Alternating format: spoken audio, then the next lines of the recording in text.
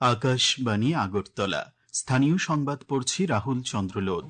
এখনকার বিশেষ বিশেষ খবর হল, মুখ্যমন্ত্রী অধ্যাপক ডাক্তার মানিক সাহা আজ সামাজিক মাধ্যমে বলেছেন, জাতীয় স্তরে 3টি পঞ্চায়েত পুরস্কার প্রাপ্তি রাজ্যের জন্য এক অভাবনীয় সাফল্য ও অত্যন্ত গৌরবের বিষয়।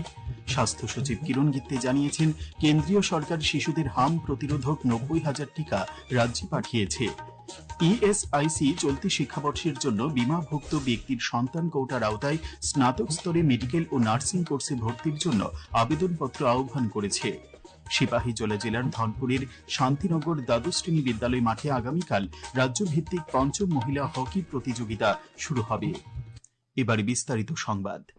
মুখ্যমন্ত্রী অধ্যাপক ডাক্তার মানিক সাহা আজ সামাজিক মাধ্যমে বলেছেন, জাতীয় স্তরে 3টি পঞ্চায়েত পুরস্কার প্রাপ্তি রাজ্যের জন্য এক অভাবনীয় সাফল্য ও অত্যন্ত গৌরবের বিষয়। এর ফলে রাজ্যের শক্তিশালী পঞ্চায়েত ব্যবস্থাপনায় যুক্ত হল আরও একটি সাফল্যের মুকুট। তিনি এই সাফল্যের সঙ্গে যুক্ত সবাইকে অভিনন্দন জানান। মুখ্যমন্ত্রী বলেন, সরকারের উন্নয়নমুখী প্রচেষ্টা, জনগণের অংশগ্রহণ, নারী ক্ষমতায়ন এবং এক ত্রিপুরা শ্রেষ্ঠ ত্রিপুরা, উন্নত ত্রিপুরা নির্মাণের দিশায় এই পুরস্কার এক গুরুত্বপূর্ণ মাইল ফলক। এদিকে আজ মহাকরণে এক সাংবাদিক সম্মেলনে পঞ্চায়েত মন্ত্রী কিশোর বর্মন জানান, দেশে গ্রামীণ স্বশাসন, বিকেন্দ্রীকরণ ও অংশগ্রহণমূলক উন্নয়নের ক্ষেত্রে ত্রিপুরা এইসব পুরস্কার অর্জনের মধ্য দিয়ে আবারও জাতীয় স্তরে নিজেদের দক্ষতার প্রমাণ দিয়েছে। এই পুরস্কারের মধ্যে রয়েছে নানাজি দেশমুখ সর্বোত্তম পঞ্চায়েত সতত বিকাশ পুরস্কারে সিপাহীজলা জেলা পরিষদ প্রথম স্থান অর্জন করেছে। ঊনকোটি জেলার কাঞ্চরবাড়ি গ্রাম পঞ্চায়েত হেলদি পঞ্চায়েত বিভাগে প্রথম এবং পশ্চিম ত্রিপুরা জেলার বৈকুণ্ঠ গ্রাম পঞ্চায়েত ওমেন ফ্রেন্ডলি পঞ্চায়েত বিভাগে তৃতীয় স্থান লাভ করেছে। পুরস্কার হিসেবে সিপাহীজলা জেলা পরিষদ 5 কোটি টাকা, কাঞ্চনবাড়ি গ্রাম পঞ্চায়েত 1 কোটি টাকা এবং বৈকুণ্ঠপুর গ্রাম পঞ্চায়েত 25 লক্ষ টাকা পেয়েছে। গত 3রা জুন নয়াদিল্লিতে এক অনুষ্ঠানে এই পুরস্কারগুলি প্রদান করা হয়। পঞ্চায়েত মন্ত্রী আরও জানান, রাজ্য সরকার 104টি গ্রাম পঞ্চায়েতকে স্মার্ট পঞ্চায়েত হিসেবে গড়ে তোলার উদ্যোগ নিয়েছে। সাংবাদিক সম্মেলনে উপস্থিত ছিলেন সিপাহীজলা জেলা সভাধিপতি সুপ্রিয়া দাস দত্ত, ঊনকোটি জেলার কাঞ্চনবাড়ি গ্রাম পঞ্চায়েতের প্রধান শেলী ভট্টাচার্য চৌধুরী, হেজামারা ব্লকের বিএসির চেয়ারম্যান সুনীল দেববর্মা। আগরতলা পৌর নিগমের মেয়র দীপক মজুমদার বলেছেন, শহরের বিভিন্ন পুকুর সংস্কারের মাধ্যমে জলাধার সংরক্ষণ, পরিবেশের ভারসাম্য রক্ষা এবং নাগরিকদের সুবিধা নিশ্চিত করার লক্ষ্যে কাজ করে চলছে পৌর নিগম। আজ অভয়নগর বাজার সংলগ্ন একটি পুকুরের চলমান সংস্কার কাজ পরিদর্শন করে তিনি এই কথা বলেন। পরিদর্শনকালে তিনি কাজের অগ্রগতি ও গুণগত মান খতিয়ে দেখেন এবং দ্রুত কাজ সম্পন্ন করার নির্দেশ দেন। স্বাস্থ্য সচিব কিরণ গিত্তে আজ ঊনকোটি জেলার কৈলাসহরের ইরানি প্রাথমিক স্বাস্থ্য কেন্দ্রটি পরিদর্শন করেন। সঙ্গে ছিলেন ঊনকোটি জেলার জেলাশাসক মেঘা জৈন, পরিবার কল্যাণ ও রোগ প্রতিরোধ দপ্তরের অধিকর্তা ডাক্তার অঞ্জন দাস, জাতীয় স্বাস্থ্য মিশন বা এনএচএম এর সদস্য সচিব ডাক্তার সৌভিক দেববর্মা। স্বাস্থ্য সচিব সেখানে স্বাস্থ্য আধিকারিক ও স্বাস্থ্যকর্মীদের সাথে বৈঠক করেন।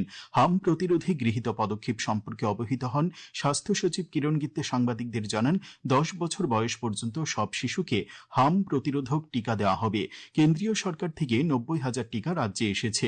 আশাকর্মী ও স্বাস্থ্যকর্মীরা বাড়ি বাড়ি গিয়ে টিকা কার্ড নিরীক্ষা করবেন। এছাড়াও সচেতনতামূলক প্রচারও চালাবেন তারা। রেলমন্ত্রী অশ্বিনী বৈষ্ণব আজ কলকাতায় জানান, রেল মন্ত্রক শিলিগুড়ি থেকে দিল্লি পর্যন্ত বুলেট ট্রেন চালুর সিদ্ধান্ত নিয়েছে। এর জন্য আনুষঙ্গিক কাজ শীঘ্রই শুরু হবে। তিনি জানান, শিলিগুড়ি থেকে মাত্র 6 ঘণ্টায় পাটনা, বারাণসী, কানপুর হয়ে দিল্লি পৌঁছবে বুলেট ট্রেন। গত 12 বছরে ভারতের কৃষিক্ষেত্রে কৃষকদের ক্ষমতায়নে এক ব্যাপক সম্প্রসারণ দেখা গেছে। কৃষকদের সহায়তার লক্ষ্যটি এখন কেবল কল্যাণের মধ্যে সীমাবদ্ধ না থেকে উৎপাদনশীলতা, আয়ের নিরাপত্তা, বাজারের সুগমতা, পরিকাঠামো এবং প্রাতিষ্ঠানিক স্থিতিস্থাপকতা শক্তিশালী করার দিকে প্রসারিত হয়েছে। ভারতের কৃষিক্ষেত্রে নতুন নতুন শক্তি জুগিয়েছে প্রধানমন্ত্রী ফসল বীমা যোজনা। এই যোজনা কৃষকদের সারা বছর নির্ভয়ে চাষাবাদের জন্য ভরসা জুগিয়েছে। এই ক্ষেত্রে প্রধানমন্ত্রীর দূরদর্শী সিদ্ধান্ত সাধারণ কৃষকদের জীবনে নিশ্চয়তার নতুন দিগন্ত উন্মোচন করেছে। একটি প্রতিবেদন। ভারতের কৃষি ক্ষেত্রকে আরো সুরক্ষিত এবং শক্তিশালী করতে কেন্দ্রীয় সরকার একাধিক গুরুত্বপূর্ণ পদক্ষেপ গ্রহণ করেছে। এর মধ্যে প্রধানমন্ত্রী ফসল বীমা যোজনা কৃষকদের জন্য একটি বড় সহায়ক উপাদান হিসেবে কাজ করছে। এই প্রকল্পের মাধ্যমে বপন থেকে শুরু করে ফসল কাটার পরবর্তী ক্ষতি পর্যন্ত সম্পূর্ণ ফসল চক্র বীমার আওতায় আনা হয়েছে। 2016-17 সাল থেকে 92 কোটিরও বেশি কৃষকের আবেদন বীমাভুক্ত হয়েছে এবং প্রায় 24 কোটি কৃষক ক্ষতিপূরণের সুবিধা পেয়েছেন। অন্যদিকে কৃষকদের ন্যায্য মূল্য নিশ্চিত করতে সরকার 22টি ফসলের জন্য উৎপাদন খরচের অন্তত 50% বেশি ন্যূনতম সহায়ক মূল্য বা এমএসপি নির্ধারণ করেছে। গত এক দশকে সরকারি ফসল সংগ্রহ ও এমএসপি প্রদানের পরিমাণ উল্লেখযোগ্যভাবে বৃদ্ধি পেয়েছে। ফসল বীমা উন্নত মূল্য সহায়তার এই উদ্যোগগুলো কৃষকদের আয় বৃদ্ধি এবং কৃষি ক্ষেত্রে স্থিতিশীলতা নিশ্চিত করতে গুরুত্বপূর্ণ ভূমিকা পালন করছে। সংবাদ কক্ষ থেকে সুমন ভট্টাচার্য, আকাশবাণী, আগরতলা। এই খবর আপনারা শুনছেন আকাশবাণীর আগরতলা কেন্দ্র থেকে। আকাশবাণীর সংবাদের আপডেট পেতে লগ ইন করুন www.newsonair.com এবং নিউজ অন এআইআর অ্যাপ এবং টুইটার ও ফেসবুক প্ল্যাটফর্মে এআইআর নিউজ এলার্টসে। ইউটিউবে লক্ষ্য করুন নিউজ অন এআইআর অফিসিয়ালে। এছাড়াও আকাশবাণী আগরতলার সংবাদ আপডেট পেতে দেখুন টুইটার বা এক্স হ্যান্ডেলে আকাশবাণী নিউজ আগরতলা, ফেসবুকে এআইআর নিউজ আগরতলা এবং ইউটিউবে আকাশবাণী নিউজ আগরতলা। ভারত সরকারের শ্রম ও কর্মসংস্থান মন্ত্রকের অধীন employee state insurance corporation ESIC চলতি শিক্ষাবর্ষের জন্য বীমাভুক্ত ব্যক্তির সন্তান কোটার আওতায় স্নাতক স্তরে মেডিকেল এবং নার্সিং কোর্সে ভর্তির জন্য আবেদনপত্র আহ্বান করেছে। এই ভর্তির সুযোগটি শুধুমাত্র এমপ্লয়ি স্টেট ইন্স্যুরেন্স প্রকল্পের আওতাভুক্ত কর্মীদের নির্ভরশীল সন্তানদের জন্য। এর মধ্য দিয়ে বীমাভুক্ত কর্মীদের পরিবারকে সামাজিক সুরক্ষা এবং শিক্ষাগত সুবিধা প্রদানের ক্ষেত্রে ইএসআইসির ধারাবাহিক অঙ্গীকারকে প্রতিফলিত হয়েছে। 2026-27 শিক্ষাবর্ষের জন্য বীমাভুক্ত ব্যক্তির সন্তান কোটার আওতায় মোট 783টি আসন সাময়িকভাবে বরাদ্দ করা হয়েছে, যার মধ্যে রয়েছে এমবিবিএস, বিডিএস, বিএসসি নার্সিং আসন। কেন্দ্রীয় স্বরাষ্ট্রমন্ত্রী অমিত শাহ আজ ছত্রপতি শিবাজী মহারাজের রাজ্যাভিষেক দিবস উপলক্ষে দেশবাসীকে শুভেচ্ছা জানিয়েছেন। নিজের সামাজিক মাধ্যমে এক বার্তায় শ্রী শাহ বলেন, ছত্রপতি শিবাজী মহারাজ আত্মসম্মান, সুশাসন এবং জাতীয় প্রতিরক্ষার আদর্শে উদ্বুদ্ধ এমন একটি শাসন ব্যবস্থা গড়ে তুলেছিলেন যা ভারতীয় জনগণের মধ্যে এক নতুন আত্মবিশ্বাসের সঞ্চার করেছিল। তিনি আরও বলেন, স্বরাজ, স্বসংস্কৃতি এবং স্বধর্মের প্রতি অবিচল নিষ্ঠা এবং অদম্য সাহসে ভর করেই তরুণ শিবাজী ছত্রপতি হয়ে উঠেছিলেন। সিটুর রাজ্য সভাপতি মানিক দে আজ আগরতলায় সাংবাদিক সম্মেলনে জানান, জনস্বার্থ সম্মিলিত কিছু দাবি দাওয়া নিয়ে শীঘ্রই সিআইটিইউ রাজ্য জুড়ে আন্দোলন সংগঠিত করবে। উল্লেখযোগ্য দাবিগুলির মধ্যে রয়েছে শ্রম কোড বাতিল, পেট্রোল, ডিজেল এবং বিদ্যুৎ বিল সহ নিত্য প্রয়োজনীয় সামগ্রীর মূল্য নিয়ন্ত্রণ করা। সাংবাদিক সম্মেলনে উপস্থিত ছিলেন সিটুর রাজ্য সাধারণ সম্পাদক শঙ্কর প্রসাদ দত্ত। কৃষি ও কৃষক কল্যাণ মন্ত্রক জানিয়েছে, এখনো পর্যন্ত দেশের 9,42,000-এরও বেশি কৃষক ক্ষেত বাঁচাও অভিযানে যুক্ত হয়েছেন। এর ফলে সুষম সার ব্যবহারের এই উদ্যোগটি একটি সর্বভারতীয় গণ আন্দোলনে পরিণত হয়েছে। কেন্দ্রীয় কৃষি ও কৃষক কল্যাণ মন্ত্রকের এই অভিযানের লক্ষ্য হল সুষম সার প্রয়োগকে উৎসাহিত করা, মাটির উর্বরতা সংরক্ষণ এবং উন্নত কৃষি পদ্ধতির প্রসার ঘটানো।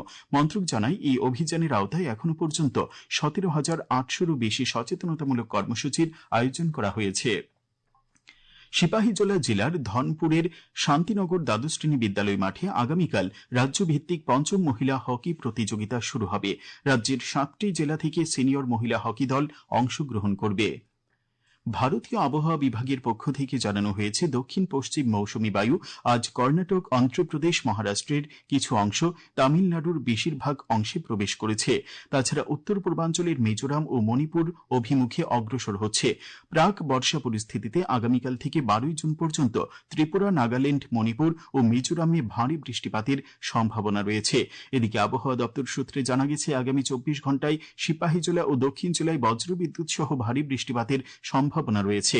আগামীকাল দিনের সর্বোচ্চ তাপমাত্রা 35 ডিগ্রি সেলসিয়াস এবং সর্বনিম্ন 25 ডিগ্রি সেলসিয়াসের কাছাকাছি থাকতে পারে।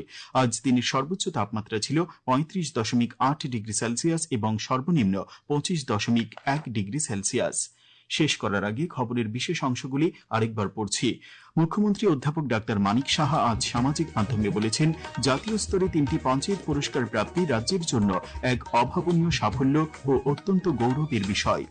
স্বাস্থ্য সচিব কিরণ গিত্তে জানিয়েছেন, কেন্দ্রীয় সরকার শিশুদের হাম প্রতিরোধক 90,000 টিকা রাজ্যে পাঠিয়েছে।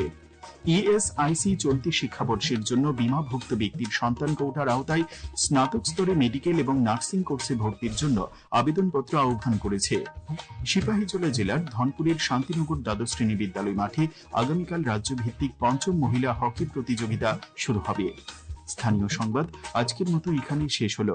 পরবর্তী বাংলা স্থানীয় সংবাদ প্রচারিত হবে আগামীকাল সকাল 7:35 মিনিটে।